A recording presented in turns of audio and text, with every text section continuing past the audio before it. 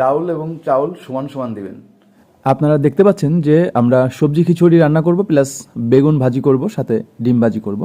তো আসলে আমি সবজিগুলো এবং ডাউল চাউল প্রায় সমান দিয়ে এই মিক্সিংটা করে নিচ্ছি। যেহেতু আমি ব্যাচেলর রান্নার রেসিপি নিয়ে কথা বলছি, সেহেতু এই সবজি ডাউল কিন্তু আমি ভাজবো না, জাস্ট রাইস কুকারে এটা মাখিয়ে নিয়েই কিন্তু আমি রাইস কুকারে দিয়ে দেবো। এবং ভাত মানে খিচুড়ি হতে হতে দেখেন যে আমি বেগুনটি ভাজার জন্য গ্যাসের চুলাতে ভাজি করতেছি। এই হোটেলে খেতে গেলে আসলে প্রথমত তৃপ্তি হবে না, দ্বিতীয়ত যে অনেক হিউজ খরচের একটা ব্যাপার। তো আসলে আমি ছেলেদেরকে বলতে যাচ্ছি যে রান্নাটা বর্তমানে আসলে শেখা খুবই জরুরি। দেশে গেলে এটি আসলে অনেক কাজে দেয়।